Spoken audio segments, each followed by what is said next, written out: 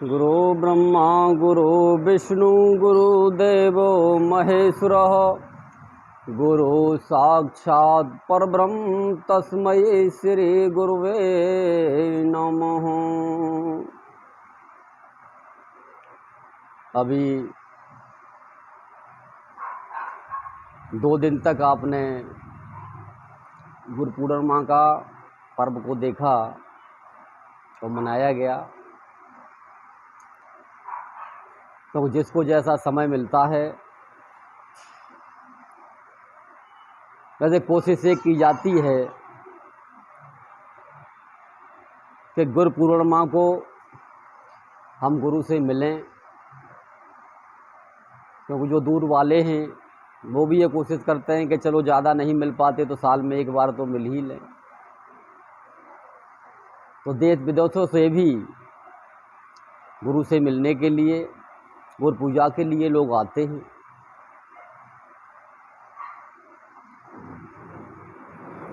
क्योंकि कहा तो जरूर कि गुरु एक तत्व है, गुरु परमात्मा है, कहा अवश्य परमात्मा से मिलाने वाला है। बहुत सी बातें गुरु के विषय में कही जाती हैं, लेकिन जब तक हमारा गुरु से मेल नहीं होता तब तक हमारे रहस्य खुलते नहीं हैं। और गुरु से मेल जब होता है जब कि हम गुरु से प्रेम करते हैं। तो संसार से, घर परिवार से तो सभी प्रेम करते हैं, लेकिन वो प्रेम नहीं होता, एक मोह हो जाता है। और उसी मोह बंधन में क्यों हो जाता है मोह? क्योंकि हम अपने घर परिवार की ज़रूरत के लिए दिन रात मेहनत करते हैं, झूठ साँच पता नहीं क्या क्या करते हैं। किसके लिए? परिवार की सुरक्षा के लिए, परिवार के भरण पोषण के लिए। इसलिए वो मोह में तब्दील हो जाता है। लेकिन गुरु स्वयं में समर्थ होता है, इसलिए गुरु के लिए ऐसी कुछ भी करने की आवश्यकता नहीं होती। तो गुरु का खर्चा कहाँ से चलेगा, कहाँ से रोटी खाएंगे, कहाँ से कपड़े पहनेंगे, कहाँ से इलाज कराएंगे, इस तरह की बातें गुरु के संबंध में नहीं आती। इसलिए जब गुरु की तरफ हम मुड़ते हैं तो स्वतः ही वो प्रेम रह जाता है, मोह नहीं रहता। क्योंकि अपनी सुरक्षा कवच गुरु स्वयं बना लेता है। अगर वो अपना सुरक्षा कवच ही नहीं बना सकता तो फिर वो गुरु किस बात का है? जब अपनी ज़रूरत के लिए शिष्यों का मुंह ताकता रहे कि कोई मेरी सेवा करे आकर के, तब मेरा ये काम हो, तो ऐसे गुरु बनने के काबिल नहीं हैं। लेकिन संसार है, दुनिया में सब तरह के मनुष्य हैं यहाँ पर, तो इस तरह से सब तरह के गुरु भी हैं। इसलिए साहब ने कहा कि अगर यही इंतज़ार करते रहते हैं कि भाई शिष्य आएंगे और हमारे लिए भेंट पूजा लाएंगे, तो क्या आज से 20 साल पहले जो प्रेमानंद हमारे गुरुजी थे, अब भी हैं खैर, नरौरा में, तो वहाँ जाया करते थे। तो वहाँ पर एक टाटिया बाबा थे और रिद्धि सिद्धि वाले। तो कभी कभी उनके आश्रम में चक्कर लगाने के लिए चले जाते थे। तो जब वहाँ देखा जाता कि उनके शिष्य उनको इतना नोट चढ़ाते, उन पर इतना पैसा चढ़ाते कि उनकी गर्दन ही दिखती। इस तरह की पोजीशन थी। जब गुरुजी के पास आए तो हमने गुरुजी से कहा, मैंने गुरुजी ये क्या है? बोले भाई ये रिद्धि सिद्धियों का खेल है। बोले इससे कोई भक्ति का लेना देना नहीं है, क्योंकि भक्ति में भटकाव है, इन चीज़ों से भक्ति में भटकाव आता है। शिष्य की भक्ति में भी भटकाव आता है, गुरु की भक्ति में भी भटकाव आता है। इसी के लिए साहब ने कहा कि गुरु लोभी शिष्य लालची और दोनों खेलें दाव, ये तो दोनों डूबेंगे चढ़ पत्थर की नाव। कब गुरु लोभी, गुरु को ये लोभ होता है कि शिष्य मेरे पास ज़्यादा आएंगे तो ज़्यादा मेरे पास में पैसा आएगा, मैं भी मौज करूँगा, भाई मेरे भी बड़े बड़े आश्रम होंगे, बड़ी बड़ी गाड़ियाँ होंगी। और ऐसे गुरुओं के पास तब शिष्य जाता है तो अपना भाई मुक्ति तो वहाँ है ही नहीं, तो मिलेगी कहाँ से? वो सांसारिक सुख सुविधाओं के लिए ही जाता है। तो किसी की नौकरी नहीं लग रही, किसी का कुछ, किसी का कुछ। और वहाँ तो ये सिस्टम था कि साहब लॉटरी कैसे लगेगी, हाँ तो लॉटरी वाले ज़्यादा आते थे। तो जब उनको किसी को 10 लाख का फ़ायदा हो गया तो वो तो 1 लाख रुपए डाल जाएगा, उस पर क्या फ़र्क पड़ रहा है? तो वो गुरु चेले इसी में ही मस्त रहते हैं। लेकिन ये पैसा साथ तो जाने वाला है नहीं, सभी जानते हैं, गुरु भी जानते हैं, शिष्य भी जानते हैं। तो इसके मोह में इतना नहीं फंसना चाहिए। इकट्ठा करने के लिए तो कितना भी इकट्ठा कर लो, लेकिन क्या साथ ले जाओगे इसको? ये सिर्फ यहीं की सुख सुविधाओं के लिए हमें मिला हुआ है, बाद बाकी यहीं सब खत्म हो जाता है। तो अपनी मेहनत से गुरु और शिष्यों को अपनी सुख सुविधाओं का ध्यान रखना चाहिए, किसी के ऊपर आश्रित नहीं रहना चाहिए। क्योंकि अगर हम आश्रित रहते ही तो हम बंधन में हैं। कबीर साहब ने जो ज्ञान दिया तो क्या दिया उन्होंने? इसीलिए कबीर साहब को बंदी छोड़ कहा जाता है कि बंधन मुक्त होना, कोई भी बंधन हमारे पास ना रहे। कभी आश्रम का बंधन, कभी शिष्यों का बंधन, कभी गुरु का बंधन। यानी संसार में इतने बंधन हैं कि जितना हम छूटने की कोशिश करते हैं उतने बंधन पड़ते ही चले जाते हैं, पड़ते ही चले जाते हैं। यही कारण है कि जीव छूट नहीं पाता, एक जगह से हटता है, एक दलदल से निकलता है तो वो दूसरे दलदल में फंस जाता है। लेकिन जब गुरु आत्मज्ञान की तरफ आकर्षित करता है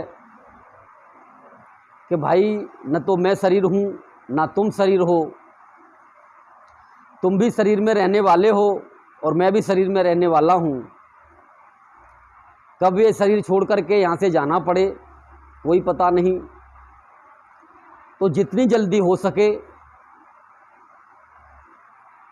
हमको अपने घर की, अपने मुकाम की तलाश कर लेनी चाहिए। जिसके लिए साहब ने कहा कि बंदे कर ले आप निवेरा, आप ठौर कर जियत लख मुए कहाँ घर तेरा, और जो अब की ना चेतों प्राणी अंत कबू ना तेरा, कैद कबीर सुनो भाई साधु कठिन काल का घेरा। तो हमारा लक्ष्य यही होना चाहिए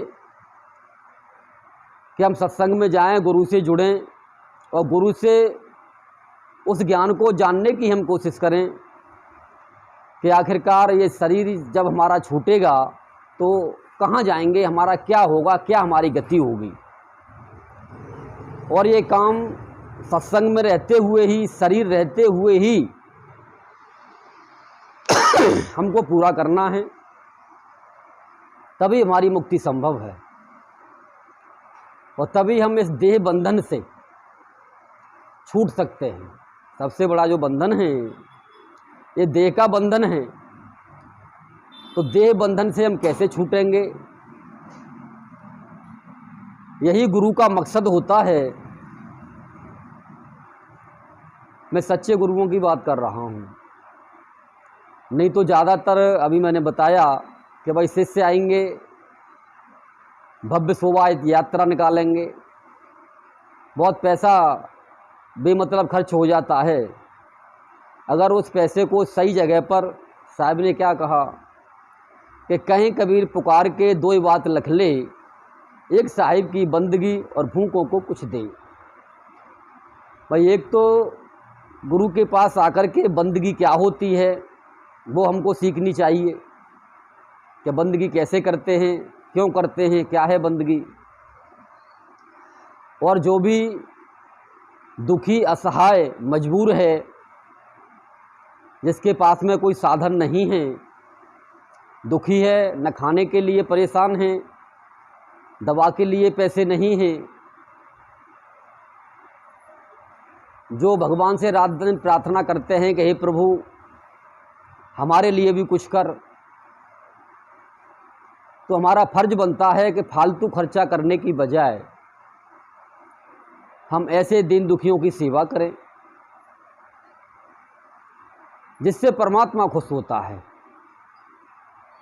परमात्मा भव्यता दिखाने से खुश नहीं होता, दिखावे से खुश नहीं होता, क्योंकि हम किसी की आत्मा को तृप्त कर दें, मन जिसका तृप्त हो जाए। कई बार हम अपने बुजुर्गों से आशीर्वाद चाहते हैं, गुरु से आशीर्वाद चाहते हैं, औरों से आशीर्वाद चाहते हैं, अपने पूर्वजों से, तो उनसे आशीर्वाद जब भी मिलेगा, क्योंकि आशीर्वाद कहने से नहीं मिलता। आशीर्वाद जब मिलता है जबकि वो खुश होते हैं, उनकी जो परेशानी है जब वो दूर होती है, तब स्वतः ही अंदर से आशीर्वाद निकलता है, वही फलीभूत होता है। बाद बाकी आपका नहीं गुरुजी आप आशीर्वाद दे दो, ऐसा कर दो, वैसा कर दो, ऐसा कुछ होता नहीं। तो हमको कोशिश ये करनी चाहिए कि सेवा, सत्संग और भजन, ये तीन चीज़ें हैं। सेवा मैंने आपको बताई, जहाँ आपको ज़रूरत लगे। सुबह भी कुछ लोग आए थे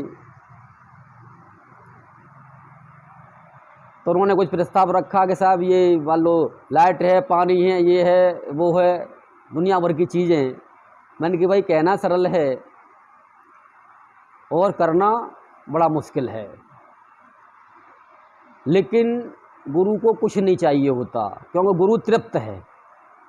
गुरु तृप्त है तभी वो गुरु है, क्योंकि जिस हाल में परमात्मा रखे उसी हाल में वो रहता है, क्योंकि अंदर से उसको वो सब कुछ मिला होता है। तो जो खुशी आती है, आनंद आता है, जो कुछ मिलता है अंदर से मिलता है। और ये बाहरी सुख सुविधाएं मैंने कि गुरु के लिए नहीं होती, ये तुम लोगों के लिए ही होती है। गुरु तो जंगल में रहे, घर में रहे, अपने ऑफिस में हो, काम पर हो, मजदूरी कर रहा हो, कुछ भी कर रहा हो, वो हमेशा मस्त रहता है, क्योंकि उसको वो वस्तु प्राप्त हुई होती है, तो उसे इन चीज़ों से कोई लेना देना नहीं होता। लेकिन अगर कोई सुख सुविधा मैंने कि चाहते हो तो अपने लिए चाहो, अपने लिए चाहो और अपनों के लिए चाहो। गुरु के लिए आप कुछ नहीं कर सकते, क्योंकि गुरु तो दाता है। गुरु मान लो आपके लिए करेगा, आप गुरु के लिए करोगे, है? तो गुरु को किसी चीज़ की आवश्यकता नहीं होती, तभी वो गुरु है। अगर वो ऐसी स्थिति पर पहुंच चुका है, जब ही साहब ने कहा है कि चाह मिटी चिंता गई, मनवा बेपरवाह, और जिनको कुछ नहीं चाहिए बेसाहन पतसाह। साहब कौन है? सहानपत साहब कहा साहब ने, जिसको किसी की आवश्यकता नहीं है। लेकिन हमारी तो हम देखते हैं संसार में कि गुरुओं की ही आवश्यकताएं पूरी नहीं हो रही, क्योंकि एक आश्रम से गुजारा नहीं, एक घर से गुजारा नहीं, कि हर 5 किलोमीटर पर आश्रम चाहिए। क्या करोगे भाई? जब तुम्हारे अंदर ही इतनी हाय माया भरी हुई है तो शिष्यों को माया मुक्त कैसे करोगे? कभी नहीं हो सकते। हाँ, एक भुलावा है, भुलावे में हम अपना जीवन गुजार देंगे तो कोई बड़ी बात नहीं है। संसार में लोग कहते रहते हैं कि पूर्ण गुरु जो निर्बंध है, जो किसी बंधन में नहीं है, आपसे कुछ चाहता नहीं है, निर्बंध है। आप थोड़ी बहुत उसकी पहचान कर सकते हो, क्योंकि उस पर न घर का कोई असर है, न परिवार का कोई असर है, न काम धंधे का कोई असर है, न माया का असर है। तो अब ये कब होगा? जबकि हम गुरु के अंदर तक घुसेंगे। यही कारण है कि यहाँ पर कभी सुबह 5 बजे भी आ जाते हैं लोग, 6 बजे भी आ जाते हैं, सोते से उठा देते हैं, गुरु जी क्या कर रहे हैं देखते हैं। रात को 11-12 बजे भी आ जाएंगे। तो गुरु किस रहनी में रहता है, कैसे अपना जीवन व्यतीत करता है, तभी तो पता चलेगा हमको। जिस तरह से जब हीरो जाता है ना शूटिंग करने के लिए, तब तो वो बन ठन के जाता है। हीरो की कितनी उम्र है, कैसी उसकी शक्ल है, कैसा उसका बर्ताव है, आप नहीं जान सकते। लेकिन जब उसके आप घर जाएंगे, घर में घुसेंगे और उसके घर परिवार को आप देखेंगे,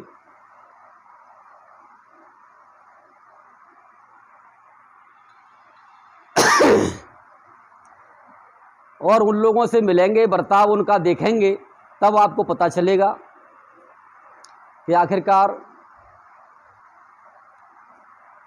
गुरु किस रहनी में ठहरे हुए हैं। स्टेज पर तो चमक दमक ही दिखाई देती है हीरो की। तो इसलिए अगर किसी गुरु के विषय में जानना है तो उनके साथ रहना पड़ता है, साथ रहना पड़ता है। और साथ रह कर के जब हम उनको देख लेते हैं,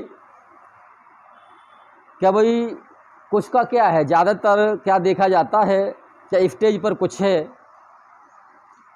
आसन पर कुछ है, और जब वहाँ से उतरते हैं, पर्दे के पीछे जाते हैं, तो उनके हाव भाव ही चेंज हो जाते हैं, बोली भाषा ही चेंज हो जाती है, खान पान भी चेंज हो जाता है।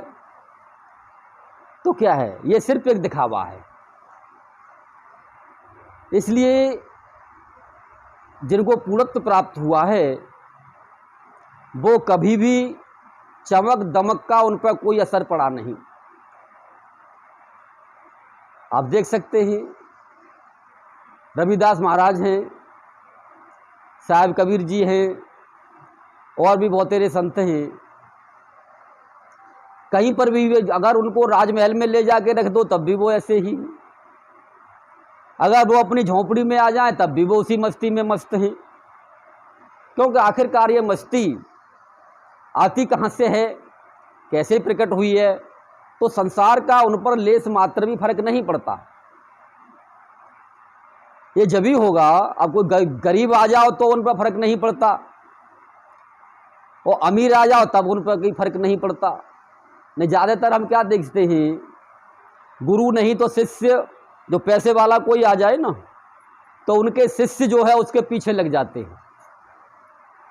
क्या भाई ये पैसे वाला है, इसके पीछे लगो, क्योंकि ये पैसे देगा, जब भी तो हम ऐसो आराम करेंगे।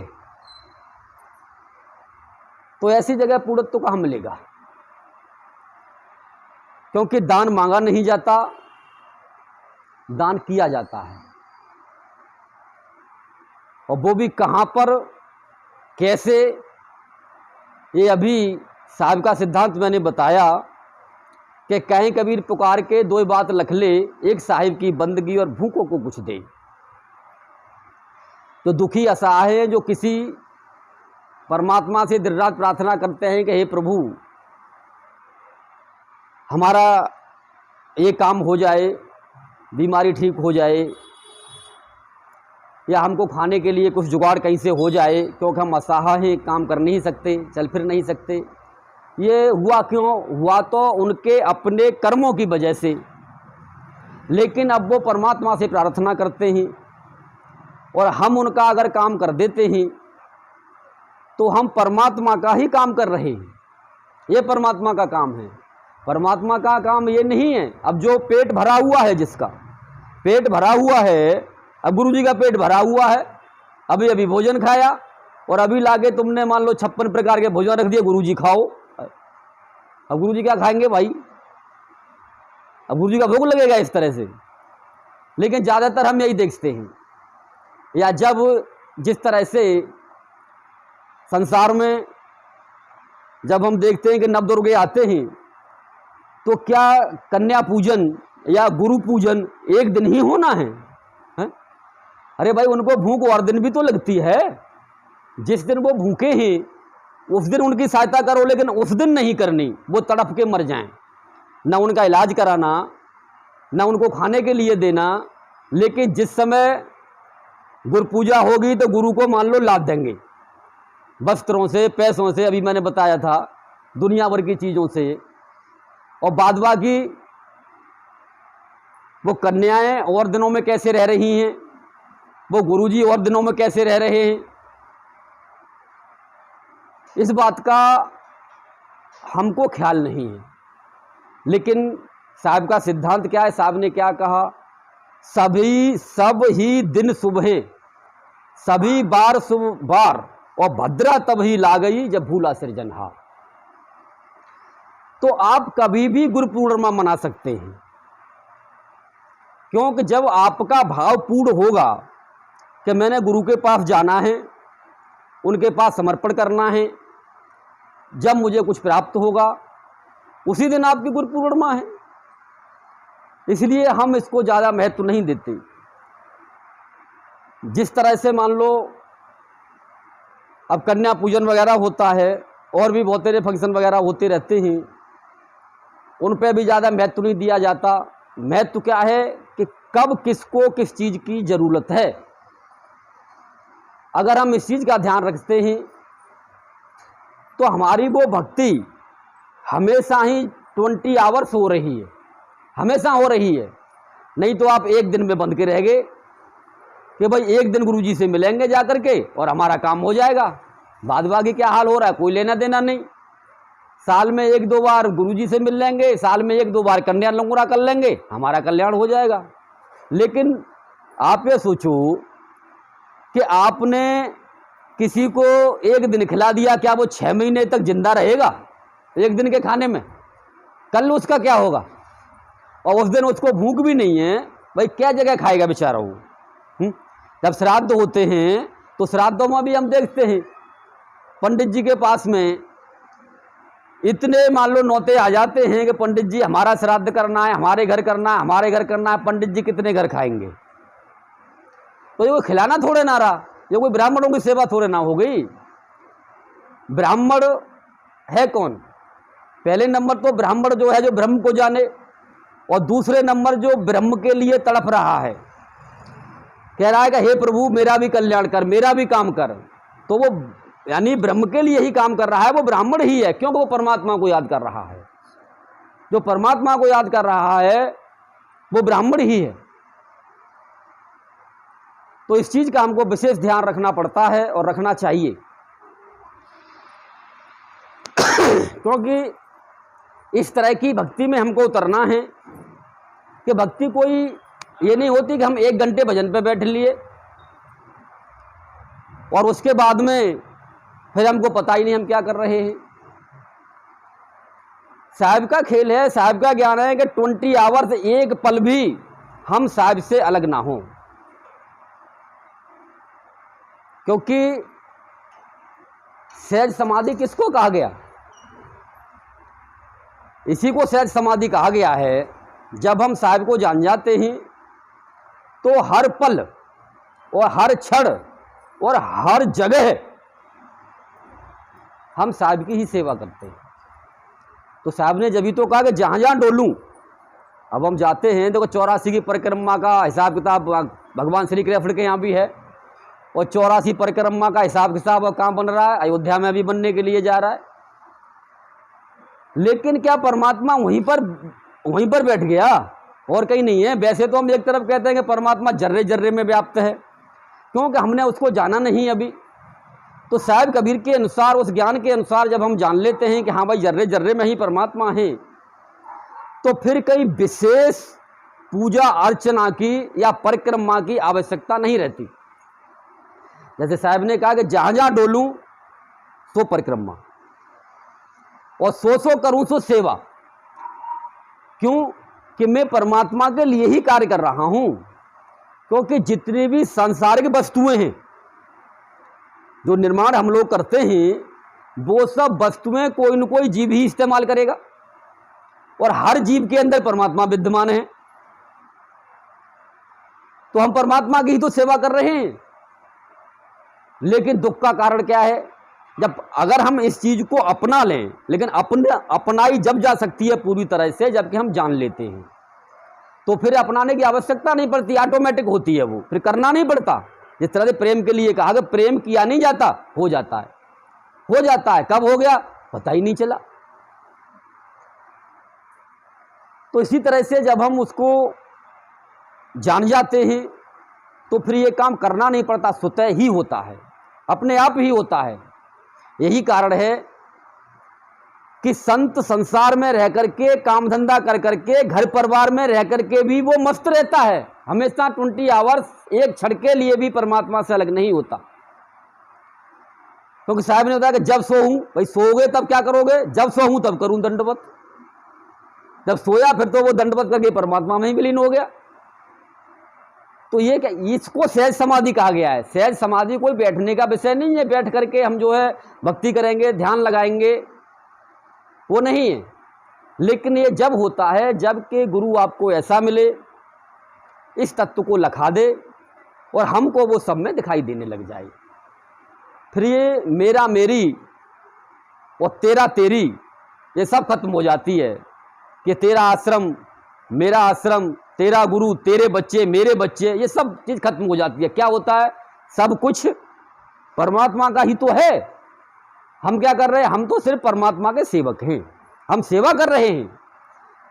तो आप परमात्मा की सेवा ही तो कर रहे हो संसार में रह करके।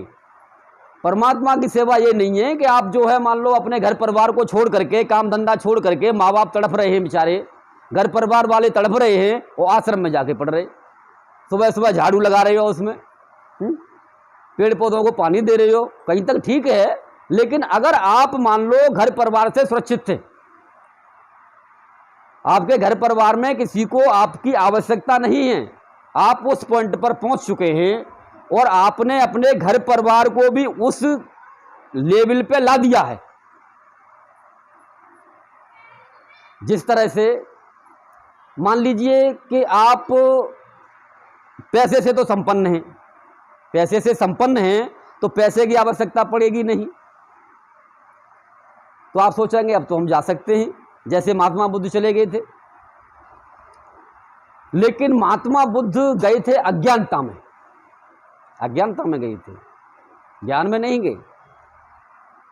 तो आप उस अज्ञानता में क्यों जाओ? क्यों जाने पर क्या हालत हुई उनके माँ बाप की, क्या हालत हुई उनके छोटे से बच्चे की, क्या हालत हुई उनकी पत्नी की, ये तो उनके दिल से पूछो क्या हालत हुई। तो हम इस तरह की अज्ञानता क्यों अपनाएं? जबकि भरा हुआ था, महाराजा थे, सब कुछ भरा हुआ था, लेकिन सब दुखी थे। तो जाना सब ठीक है कि घर वालों को भी ज्ञानी बना दो कि आपके जाने से उनको दुख ना हो। उस समय घर छोड़ो तब तो ठीक है, तब तो मजेदारी है। अगर उससे पहले घर वालों को आप जना नहीं पाए और उससे पहले आपने घर छोड़ दिया तो घर वाले तड़फेंगे, और जो मान लो तड़फेगा और उसकी आह निकलेगी तो आपकी भक्ति कभी भी पूर्ण हो नहीं सकती, कभी भी नहीं पूर्ण हो सकती, आप लटके ही रहेंगे। इसीलिए साहब ने सिद्धांत बनाया कि कहें कबीर कुछ उद्यम कीजिए और आप खाए औरों को दीजिए। कि संसार के अंदर आप रहें और कुछ न कुछ काम करें, क्योंकि आपकी योग्यता के अनुसार आपको काम मिल जाएगा। काम कोई छोटा बड़ा नहीं होता, और हम देख ही रहे हैं कि रविदास जी ने जूतों को गांठा, साहब कबीर जी ने कपड़े को बुना, गरीबदास जी ने अपने किसान का काम किया, गुरु नानक जी ने सेठ जी के यहाँ मुनीमगिरी की। तो कोई भी काम मिले, काम कोई छोटा बड़ा नहीं होता, जो भी अपने प्रारब्ध के अनुसार, अपनी योग्यता के अनुसार परमात्मा की कृपा से मिला है, तो परमात्मा का काम समझ के ही अगर हम उसको करते हैं तो आप ये समझ लीजिए कि उस काम में पहले नंबर तो आपका कभी घाटा नहीं होगा, कभी भी घाटा होने वाला नहीं है, क्योंकि हम तो परमात्मा का काम कर रहे हैं।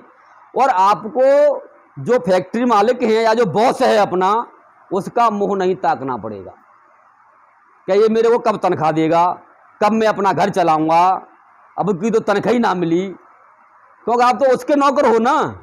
लेकिन नौकर बनो परमात्मा के, क्योंकि अगर आप परमात्मा के नौकर बनते हैं तो जब आपको आवश्यकता होगी परमात्मा आपकी आवश्यकता पूरी करेगा, चाहे वो आपका बॉस तनख्वाह दे या ना दे, कोई फर्क पड़ने वाला नहीं होता।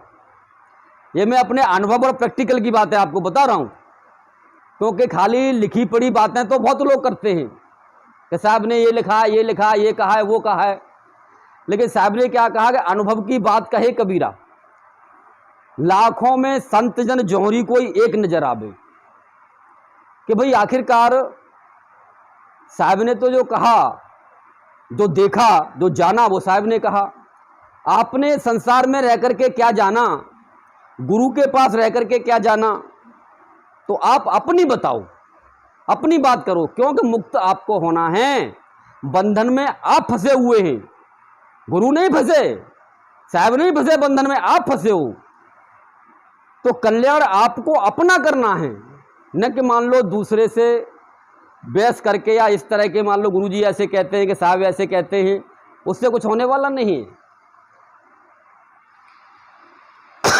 इसी के लिए साहब ने कहा कि बेमतलब की हम बातें करते रहते हैं कि आया था किस काम को और करन लगा क्या काम, सूरत सवाल रे गाफिला तू तो अपने आप को जान।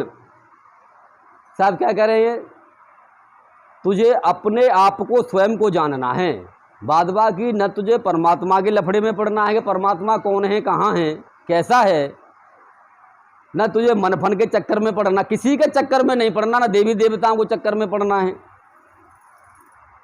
तुझे सिर्फ अपने आप को जानना है, क्योंकि मुक्त तुझे होना है, किसी और को नहीं होना। बंधन में तू पड़ा हुआ है, संसार में तू फंसा है, परेशान तू है, और थोड़े ना है तो औरों के विषय में तू सोचता फिरेगा, जानता फिरेगा, उनको उनकी पूजा अर्चना करता फिरेगा। कुछ करना है तो अपने लिए कर, अपने लिए कर, औरों को लिए करना छोड़ दे। और जिस दिन तुम्हारी दृष्टि अपनी तरफ मुड़ गई, उसी दिन से आपका कल्याण शुरू हो जाएगा। क्या मुझे अपना कल्याण करना है, सिर्फ अपना। तो जब जिस तरह से जिसके पास धन होता है वो दूसरे को धन दे सकता है, और जिसके पास में राम नाम का धन होता है, जैसे साहब ने कहा कबीर सब जग निर्धना, धन बनता ना कोई, वह धन बनता सोई जानिए, जा ढिंग राम नाम धन होए। क्योंकि जितने भी संसार के धन हैं वो सब यहीं के यहीं रह जाएंगे, साथ कोई जाने वाला नहीं है। लेकिन साथ क्या जाएगा, राम नाम का धन।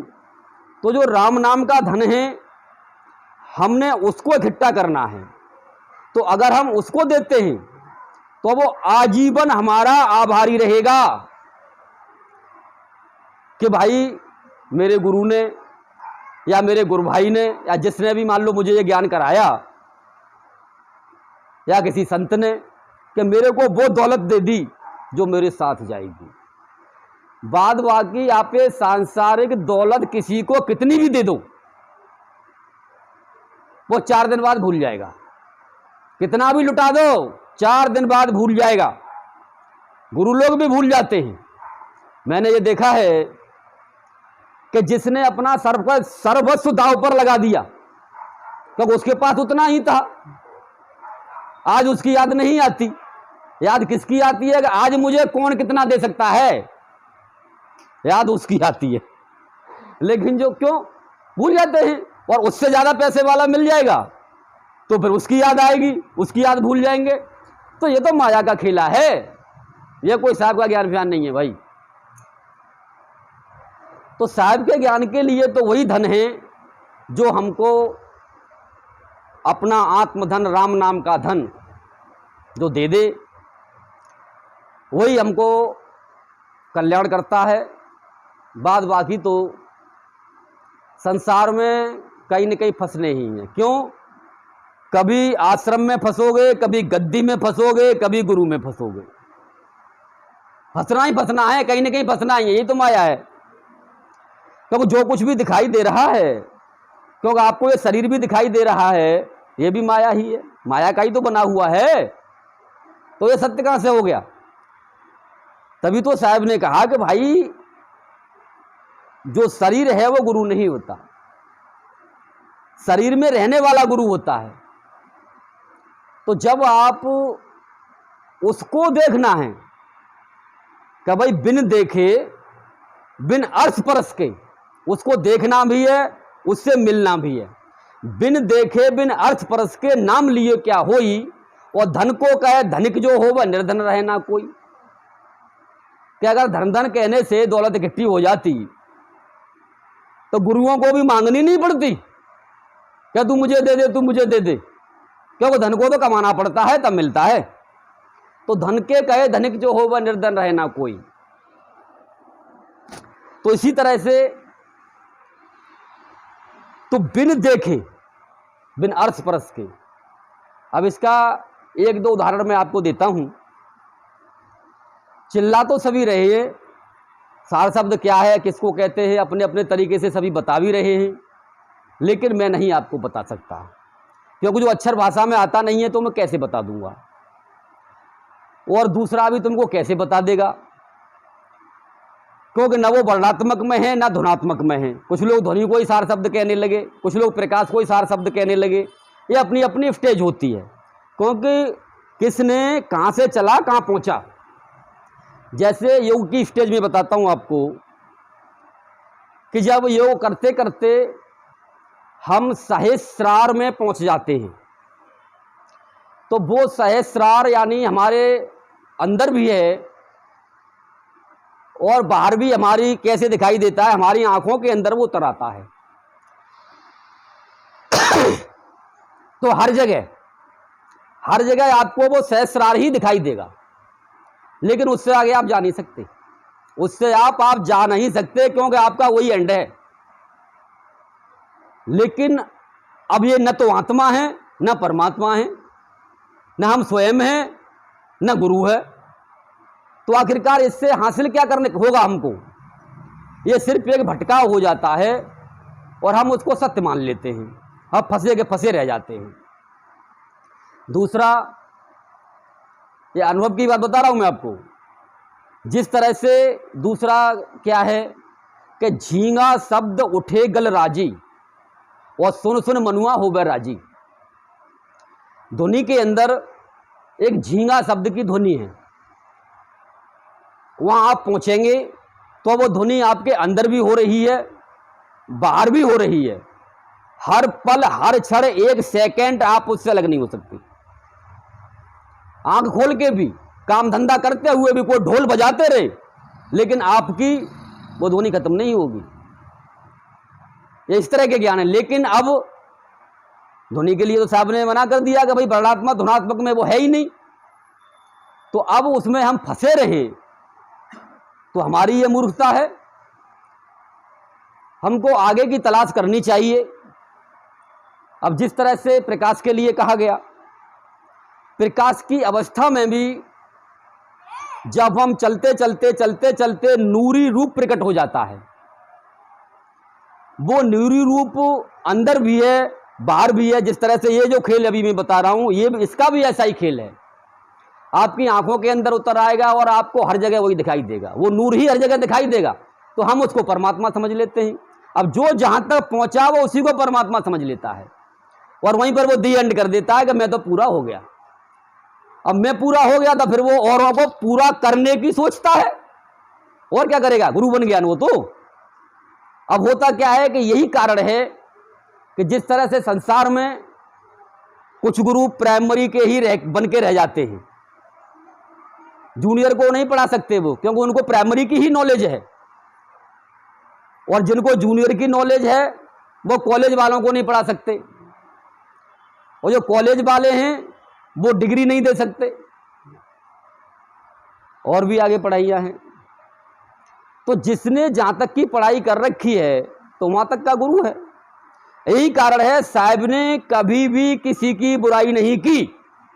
आज हम मान लो कि वो नहीं जानता कुछ भी, वो ये जानता है वो काल का हो गया, ये हो गया, साहब ने कभी नहीं कहा। साहब ने क्या कहा, सब संतन सिर ताज हैं अपनी अपनी ठौर, शब्द विवेकी पारखी है माथे के मोहर।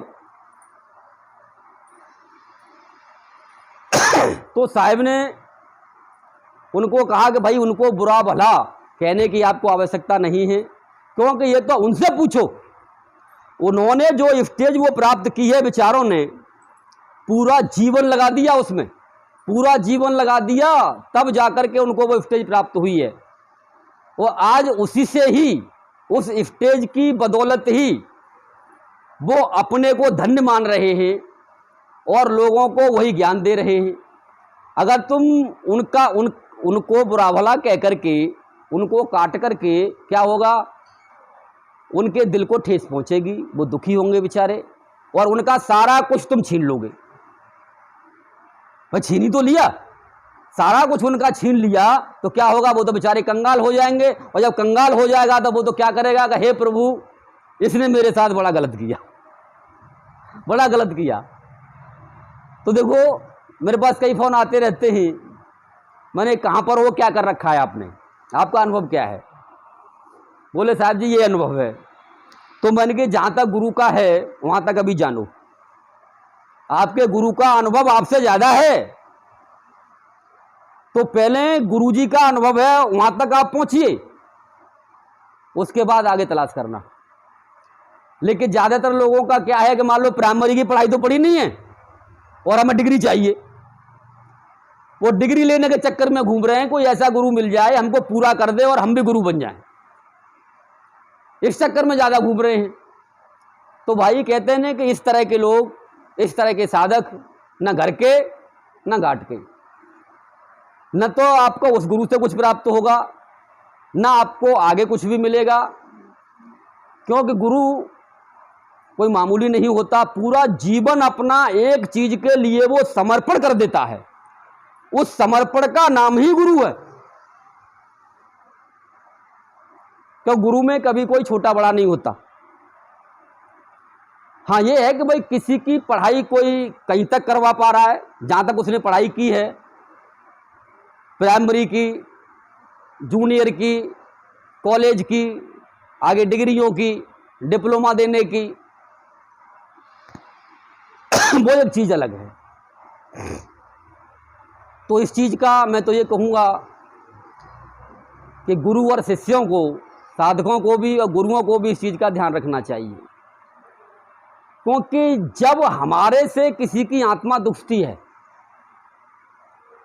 तो वो ठेस सीधी परमात्मा तक पहुंचती है। लेकिन अपने स्वार्थ में हम ये भूल जाते हैं, अपने स्वार्थ में हम ये भूल जाते हैं कि दूसरे की आत्मा को ठेस लग रही है, बेचारा परेशान हो रहा है, होने दे, हमें क्या लेना देना, हमारा तो काम बन गया। लेकिन तुम्हारा काम बनेगा नहीं, क्यों कि परमात्मा कोई तुम्हारा बाप भी लाके खड़ा कर देगा।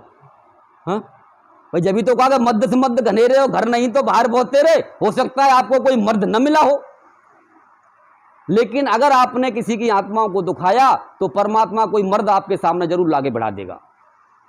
फिर आप देखेंगे बगले झांकने लग जाएंगे कि आखिरकार ये क्या हुआ, ये तो मैंने कभी सुना ही नहीं था, ये तो मैंने कभी देखा ही नहीं था। तो हमको संसार में ये ध्यान रखना चाहिए कि हमारी वजह से किसी जीव को दुख ना पहुंचे। हाँ, अगर कोई ऊपर उठना चाहता है, कोई खोजी है, खोज रहा है, उसको मार्ग देना चाहिए। भाई आप आगे जाना चाहते हैं तो आप इस तरह से आगे मार्ग में चलिए, उसमें कोई बुराई नहीं है, क्योंकि ये मार्ग यहाँ तक का है, अब आगे के मार्ग में आप चलिए। तो ये तो एक अच्छी बात है। लेकिन अगर शुरू से ही कह दें तुम्हारा गुरु कुछ नहीं जानता, वो तो बोलने वाला नाम देता है, वो तो अनहद में फंसा देता है, वो तो यहाँ फंसा देता है, तो ठीक है अब तुम आ जाओ टक्कर पे, हाँ अब तुम हमें डायरेक्ट पहुँचा दो। भाई भाई हमारा गुरु तो अधूरा है, हमें ना बोलने वाला चाहिए और ना धुनात्मक चाहिए, अब डायरेक्ट वही चाहिए, अब दे दो। तो अब उनके पास पहुंचेंगे तो वो भी टाटा फिस हो जाएंगे, क्योंकि ऐसा हो ही नहीं सकता। जो नर्सरी की पढ़ाई बेचारा पढ़ा नहीं, जूनियर में कभी गया नहीं, और उसको आप कहोगे इसको तो मान लो डॉक्टर और वकील बना दो, लेकिन अगर बना भी दोगे ना, कई बार लालच में आकर के बना दिया जाता है। लोग कहते हैं ना क्या भाई गुरु ने मेरे को अधिकार दिया है गद्दी पर बैठने का, है? तो ऐसे ही तो अधिकार मिलते हैं, लालच में आकर के, गुरु लोभ में आकर के गुरु ने उसको गद्दी पे बिठा दिया। अब ज्ञान तो उसको है नहीं, तो अब क्या होगा, केस गलत लड़ेगा, दवाई गलत देगा, तो किसका भला करेगा वो। भाई वकील को जब नॉलेज नहीं है और डिग्री आपने दे दी, डॉक्टर को नॉलेज नहीं है और डिग्री आपने दे दी, क्योंकि भ्रष्टाचार का मामला है, तो यह गुरुओं के यहां भी भ्रष्टाचार का मामला है, क्योंकि सारा संसार भ्रष्टाचार में फंसा हुआ है। तो अब क्या होगा कि भाई अब मरना ही मरना है बेचारे को। तो लेकिन अब जो जीव बेचारा फंसेगा किसके द्वारा, आपने उसे गद्दी पे बिठाला उसके द्वारा, तो उसका पाप किस पे आएगा, उसका दोष किस पे आएगा कि तुम्हारी वजह से इसका ये नुकसान हुआ, बेचारा गड्ढे में चला गया, 84 में चला गया। तो देखो जब तक हमारा शरीर है, चाहे हम गुरु हों चाहे शिष्य हों, किसी भी पद पर हों, हमने अपने विवेक से काम लेना है, क्या सही है क्या गलत है। स्वार्थ में आकर के, लालच में आकर के, किसी के बहकावे में आकर के हमको कोई निर्णय नहीं लेना चाहिए। अगर हमने निर्णय ले लिया तो हम भी दुखी रहेंगे, हमारे चहेते भी दुखी रहेंगे, यानी सभी दुखी रहेंगे, कोई सुखी हो नहीं सकता।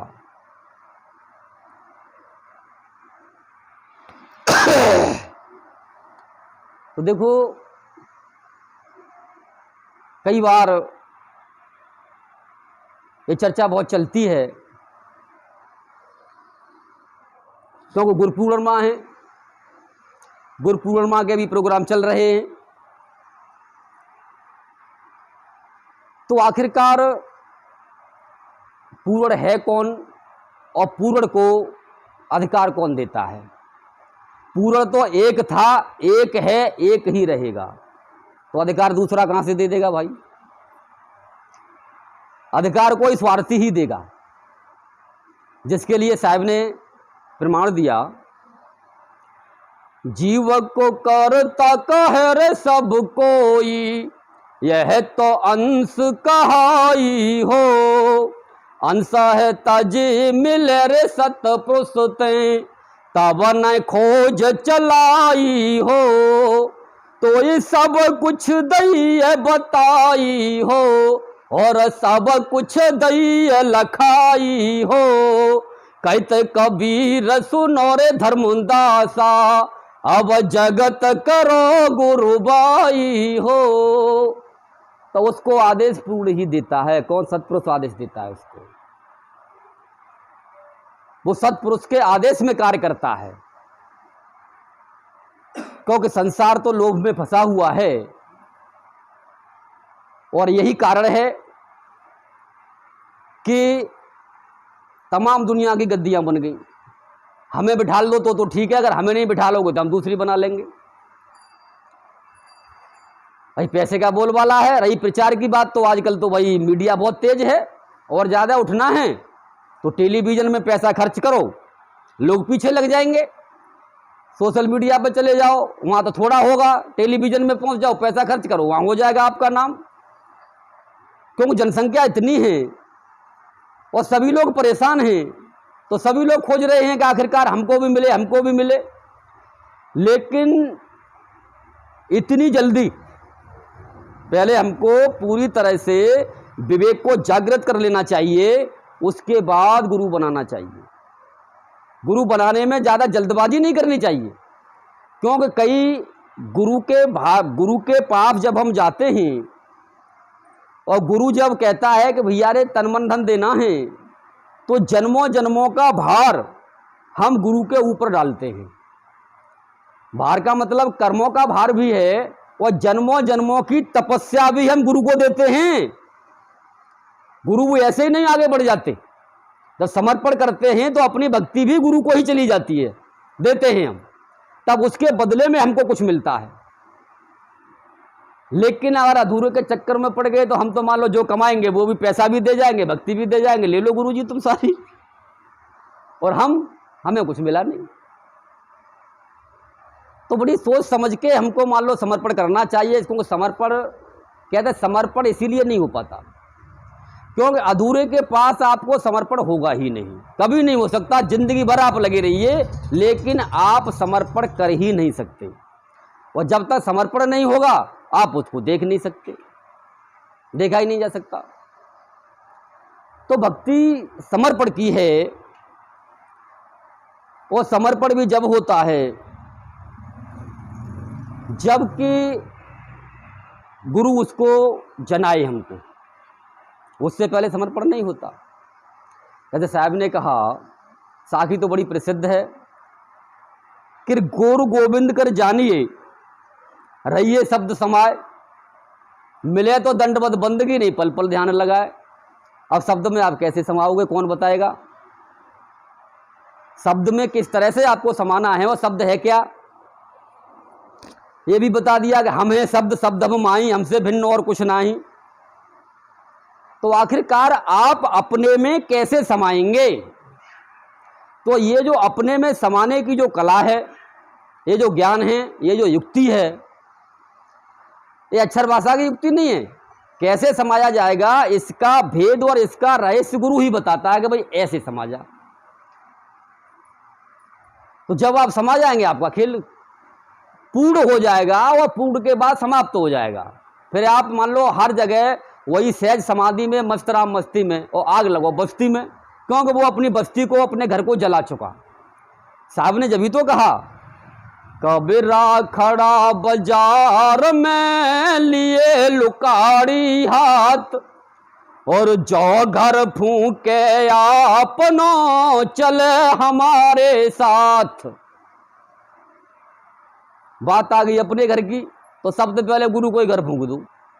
जो आश्रम बना हुआ है ना, हुआ था ना, वहां आश्रमों में क्या लफड़ा हुआ था, जब पुलिस आई मान लो आश्रम पे चढ़ाई की तो लड़ने मरने के लिए तैयार हो गए। तो तुम पे वो नहीं फूंका जा रहा, तो इसका अपने शरीर को, इसके जिसमें जो भरा हुआ है मलबा, इसे कैसे जलाओगे? तुम तो उसी के लिए मरे जा रहे हो, और जिसका जल चुका है उस पर कोई फर्क नहीं पड़ता। जिस तरह से आपने सुना होगा कि कबीर साहब की झोंपड़ी में किसी ने आग लगा दी, वो झोंपड़ी से निकल के बाहर बैठ गए। बोले झोंपड़ी जल रही है, मेरा क्या जल रहा है? मेरा कुछ नहीं जल रहा, मुझे कौन जला सकता है? एक तरफ तो आप कह रहे हैं कि भाई आत्म तत्व वो चीज है, वो शक्ति है कि उसे काट नहीं सकता, जला नहीं सकते, कोई परेशान नहीं कर सकता, और एक तरफ आप वो तीखी बात कह दी। ऐसे कैसे कह दिया, इसने मेरी बेइज्जती कर दी। आपका अपमान भी बहुत जल्दी हो जाता है। क्या आत्मा का मान अपमान है? आत्मज्ञानी का मान अपमान है? तो आत्मज्ञानी मान अपमान से बहुत ऊपर होता है, उसे कोई लेना देना नहीं होता। क्यों? कि उसे ये अच्छी तरह से पता होता है कि भाई मैं शरीर नहीं हूं, मैं आत्म तत्व हूं। अगर ये विपता, ये प्रॉब्लम मेरे ऊपर आकर के पड़ी तो कोई कर्म किसी का आ गया होगा, तो मेरे कर्म तो है नहीं भाई, मैंने तो अपने काट लिए, काटना जानता हूं। लेकिन जब मान लो गुरबाई में रहता है तो किसी के कर्म कोई आ गया होगा, उसका भी कट गया। लेकिन अब ऐसा होता कहाँ है? हम तो अगर किसी ने परेशान किया तो उस पर उल्टे चढ़ जाते हैं। यहां तक है कि मान लो लड़ने मरने के लिए तैयार, केस पे केस, केस पे केस। ये क्या है? क्या क्या गुरु भक्ति इसी को कहते हैं? गुरुजी खुद कोर्ट में जाकर के केस लड़ रहे हैं।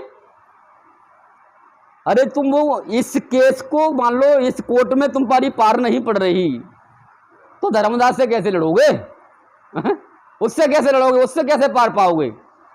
लेकिन जो अविवेकी शिष्य है, हमारा गुरु पूरा है, हमारा गुरु पूरा है, एक केस नहीं लड़ा जा रहा, हमारा गुरु पूरा है, लेकिन तुम्हारा केस धर्मराज की अदालत में चलेगा और चल रहा है, उससे कैसे छुड़ाएगा तुमको जब उस पर ये जरा सा केस नहीं छूट रहा? तो ये कुछ भी नहीं है, एक पल का, एक सेकंड का खेल है। कब है?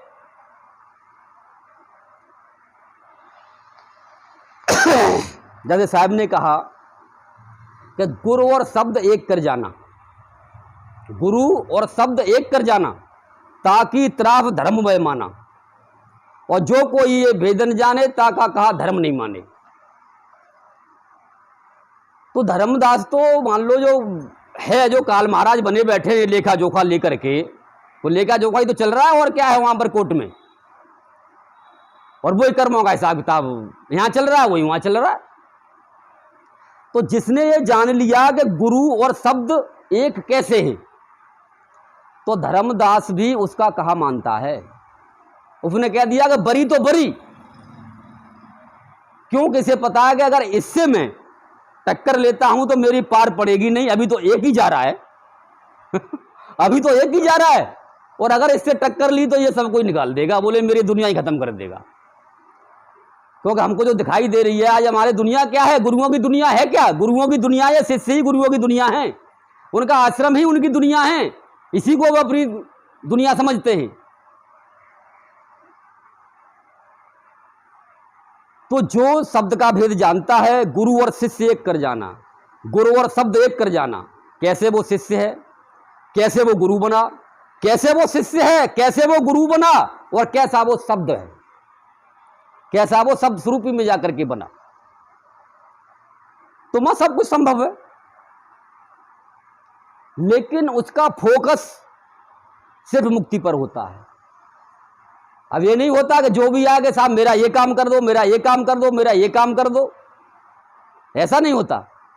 जिस तरह से होता क्या है कि उसने भक्ति बताई, आपको क्या बताई कि जड़ में पानी लगाना है, जड़ में, पेड़ की जड़ में पानी लगाना है। जो साहब का हमारे सिद्धांत है कि एक को साधे सब सदे, सब साधे सब जाए, और जो कोई सींचे मूल को फूले फूलेगा। जब आप पेड़ की जड़ में पानी लगाएंगे तो संसार को चलाने वाले जो त्रिदेव हैं वो क्या है? फल हैं, ऑटोमेटिक देंगे। फल पका हुआ पेड़ पर रुक नहीं सकता, नीचे आएगा ही आएगा, आप चाहो या ना चाहो। पकने के बाद अपने आप आएगा, और जब आएगा तो आप स्वयं खाओ। अगर आपका पेट भरा हुआ है तो जैसे मैंने अभी बताया था, किसी और को दे दो, बेचारा वो भी संतुष्ट हो जाएगा। तो ये तो होती है महाराज पूर्ण लोगों की, पूर्ण गुरुओं की और पूर्ण शिष्यों की भक्ति, यानी पूर्ण गुरु की भक्ति।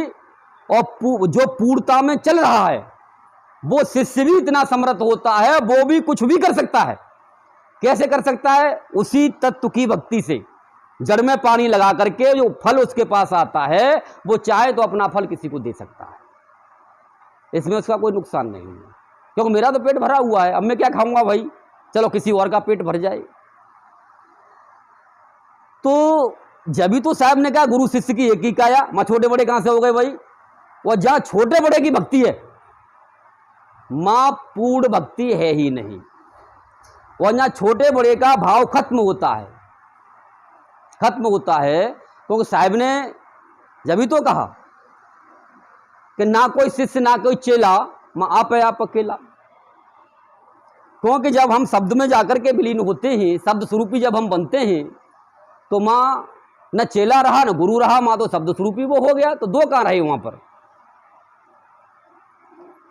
तो एक था, एक है, एक ही रहेगा। तभी साहब ने कहा कि एक एक, सबने कहा कहां एक का बास, और जीव अनेक में फंस रहा, करा एक की बात। अभी तुम्हारे से त्रिदेव, त्रिदेव तो बहुत दूर की बात है, तो छोटे मोटे ने काली आली और दुनिया भर के ये लफड़ेबाजी, ये तो छूटे नहीं, ये तो छूटे नहीं। तो आप मान लो गुरु को क्या जानोगे, गुरु भक्ति को क्या जाने हुए, एक को क्या जानोगे? क्योंकि सबके अंदर ही एक ही तत्व समाया हुआ है। जब गुरु हमको उसका अनुभव करा देता है, आज तक बहुत लोग आते हैं, नहीं भी आते हैं तो कहते हैं गुरु जी, कबीरपंथी सभी कहते हैं कि साहब मूर्ति पूजा नहीं करनी, मंदिर में नहीं जाना, गुरुद्वारे में नहीं जाना, यानी सब बंदिश लगा देते हैं, पितृ पूजा नहीं करनी, ये नहीं करना, वो नहीं करना। मैंने कहा सब कुछ कर, जो मर्जी कर, हमारे पे क्या फर्क पड़ता है। लेकिन जब जो हम कह रहे हैं उसको भी जान ले, और जब जान लेगा ना तो अपने आप छूट जाएंगे। मैं भैया रे उनका पाप क्यों लूं अपने ऊपर, मैं क्यों मना करूं? तुम्हारी भी मान लो वो समझ यार वो गुरुजी तो ऐसे हैं जी, सब कुछ छुड़वा देते हैं, ना मंदिर जाना, ना मस्जिद जाना, ना किसी के ये करना, ना वो करना, दुनिया भर की मान लो बंधन और लगा देते हैं।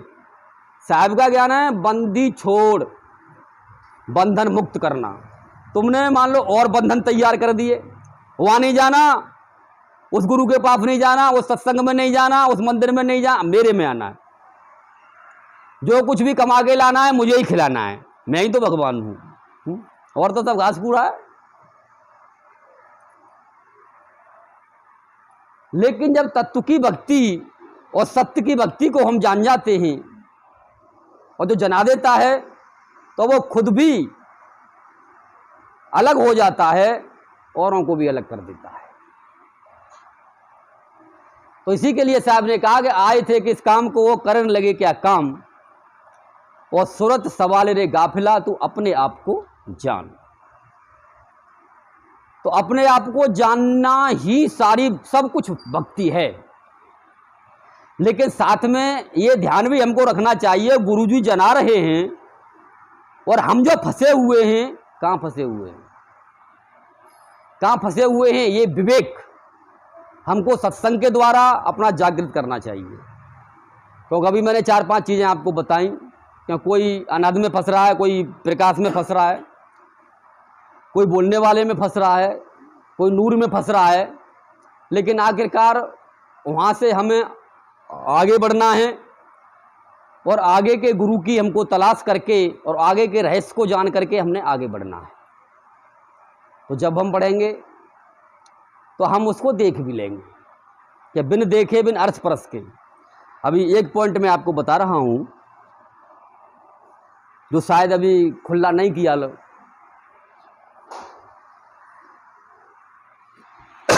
जैसे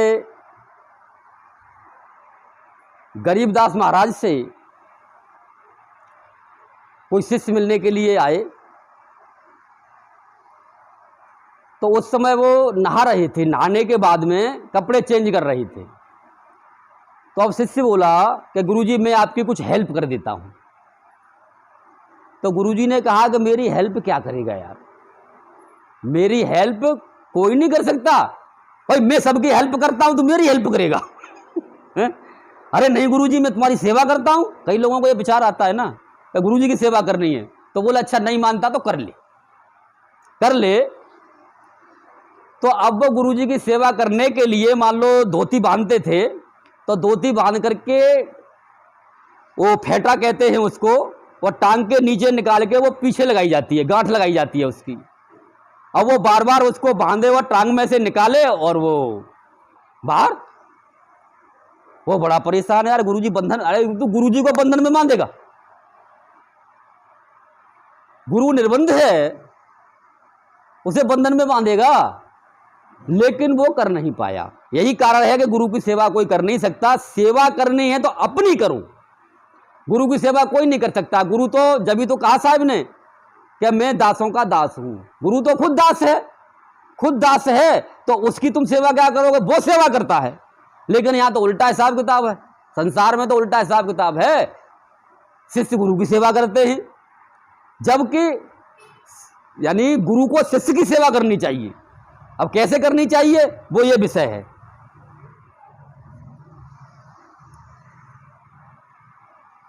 यानी नतीजा ये निकला कि वो गांठ लगा नहीं पाया। क्यों कि देह नहीं, देह नहीं और दर से देही, कहें कबीर हम शब्द से नहीं। तो इस तरह का आज भी होता है, इस तरह का आज भी होता है। जब तो कहा, लेकिन कब होगा? जैसे कि आप मान लो कहीं फंस गई हो और कहीं पर हो और गुरुजी को याद कर रहे हो, गुरुजी आ गए तो देख तो लिया गुरुजी को, लेकिन उनका अर्श परस भी करके देखो आखिरकार इनमें कुछ हारमास है या नहीं है। तब आपको पता चलेगा कि आखिरकार ये है क्या। दिखाई तो दे रहा है, अगर आपने देख करके आप संतुष्ट हो गए, पहला खोल रहा हूं वो भी, कहा ना एक सार है पिंड में, ये पहला ही खोल रहा हूं वो भी। और जब आप उनको अरस परस के मिलके देखेंगे, बैठ के देखेंगे, कुछ उनकी सेवा करके देखेंगे, तो बोलेंगे यार हम क्या इनकी सेवा कर लें, क्यों मुझे तो आता ही नहीं, सेवा करने में ही नहीं आता, तो इसकी सेवा हम करें तो करें क्या। तो इस पॉइंट पर आके गुरु सेवा करता है। इसीलिए साहब ने अपने को दास कहा, बोले कि मैं दास हूं। कोई दास लिखना कोई हंसी खेल नहीं है, किसी ने लिख दिया फलाना दास ठिकाना दास, लेकिन दास इसको कहा गया है। बोले मैं सेवक हूं और तुम हो, तुम्हारी मुझे सेवा करनी है, न कि तुम मेरी सेवा करो, तब मैं दास हूं। तो ऐसा गुरु किसी से सेवा नहीं लेता। आवश्यकता क्या है उसको सेवा की? पहली बात यह है, ग्रंथ में पढ़ सकते हो, देख सकते हो, और प्रैक्टिकल में अब कर सकते हो, लेकिन उस पॉइंट पर पहुंचोगे तब ये कुछ लोग मान लो देख भी चुके हैं, कर भी चुके हैं, तो आप भी कर लोगे। लेकिन उस भक्ति में उस पॉइंट पर पहुंचना पड़ेगा आपको कि किस तरह से मान लो गुरु का ये रूप है। और इसकी विशेषता बताऊं आपको, एक दृष्टांत आता है कि कबीर साहब रावण के पास गए, क्यों मंदोदरी उनकी शिष्या थी।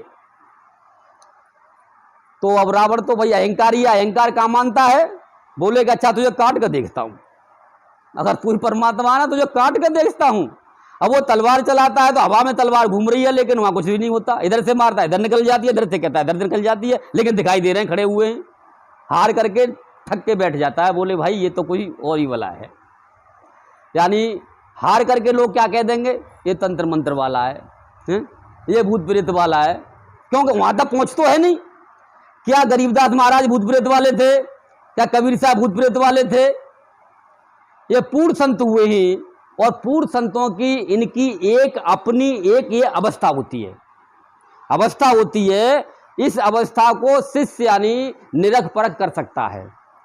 साहब ने कहा कि बिन देखे भी निरख परख के नाम लिए क्या होई। भाई नाम में क्या रखा है? नाम है क्या उसका? नाम है देखने का, और नाम क्या है? मिलने का। क्या उससे कभी मिली हो? तो जब ही साहब ने क्या कहा कि राम के गहे, कहा जाता है उसको, राम के गहे जगत गत पावे।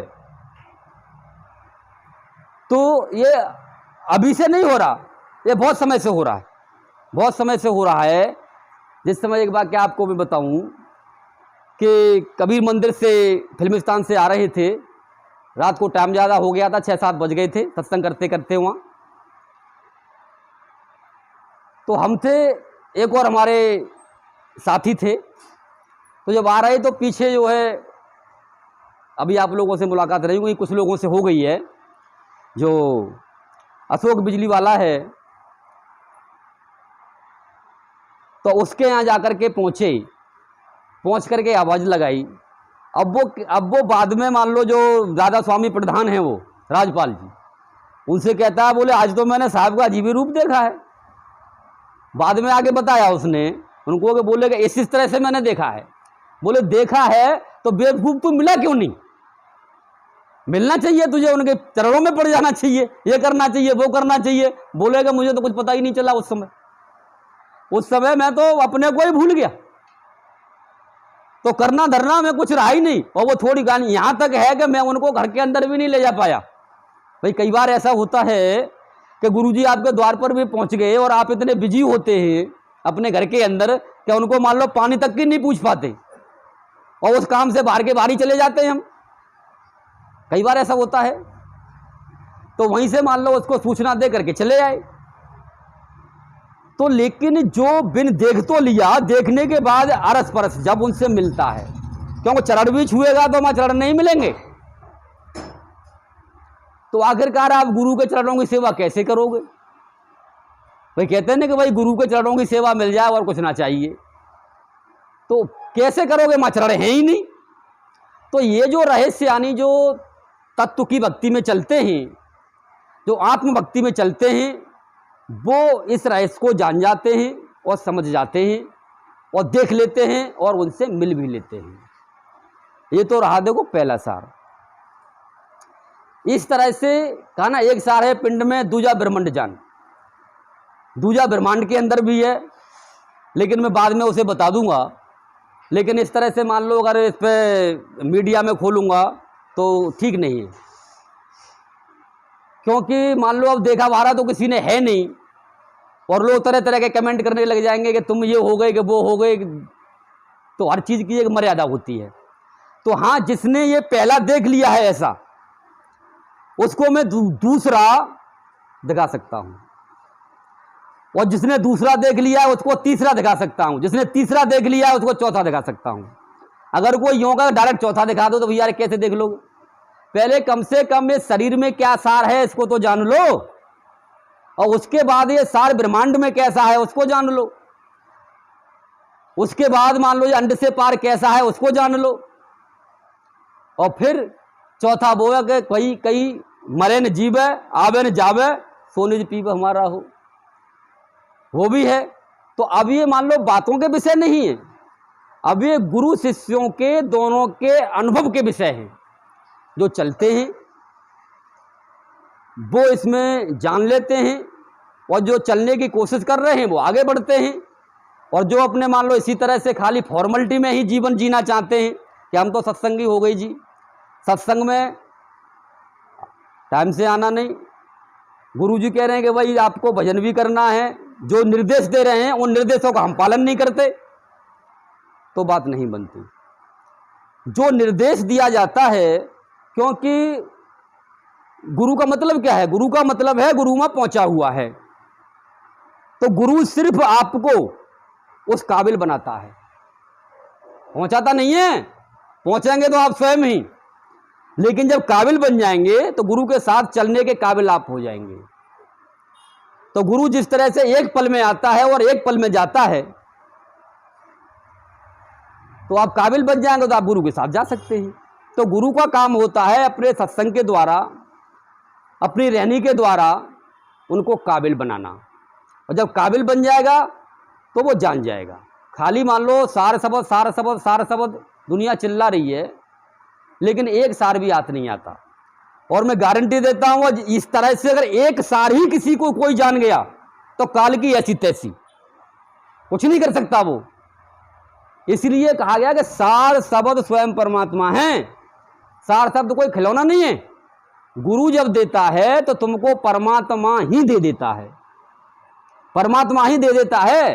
कहा ना कि भक्ति दान गुरु दीजिए, हम गुरु को दान दे रहे हैं। हम ऐसे चंगुल में फंसे हैं, गुरुओं को दान दे रहे हैं। और साहब क्या कह रहे हैं कि भक्ति दान गुरु दीजिए, कि हे गुरुदेव मुझे आप भक्ति का दान दो। कौन सी का? देवन पथ देवा हो, यानी जो देवन पथ देवा, यानी देव त्रिदेव, और त्रिदेवों के भी पिता ब्रह्म, उनका भी जो पूजनीय देव है तो कौन है? वही तो है जिसकी तलाश है हमको। तो बोले मुझे वो भक्ति चाहिए, तो कौन देगा? गुरु दान देता है। लेकिन अब गुरु को कैसे खुश करोगे? अब गुरु कोई तुम्हारे मान लो धन दौलत से खुश होने वाला नहीं, क्योंकि उसके पास पहले किसी चीज की आवश्यकता ही नहीं है उसको। तो क्यों कि जिसकी थी हमको जरूरत वो तो हमको मिल गया, और हम तो उसके हो लिए, वो हमारा हो लिया। तो वो तुम्हारी मान लो धन दौलत का करेगा क्या? करोगे तो तुम करोगे उसका अपनी सुविधा के लिए। तो जब हम जो गुरु निर्देश देता है कि आपको इस तरह से रहनी में रहना है, इस तरह से आपको भजन करना, जो भी आपको निर्देश देता है कि आपका ये कार्य है, तो उस पर आपको ध्यान देना है, तब आपकी गुरु की सेवा है। गुरु की सेवा कोई गुरु के पैर दबाने से नहीं हो जाती, क्योंकि मैंने बताया गुरु के तो पैर ही नहीं है। गुरु का तो शरीर ही नहीं है, तो आप उसकी सेवा कर कैसे लोगे? लेकिन उसके निर्देशों पर चल के गुरु के निर्देशों पर चल के हम यानी गुरु की सेवा कर सकते हैं। तो बोलो सतगुरुदेव की जय। नेतृत्वदर्शी गुरु राम कुमार साहेब की जय। सभी संत महात्माओं की जय। सत साहेब। बोलो विक्रम केसरत साहेब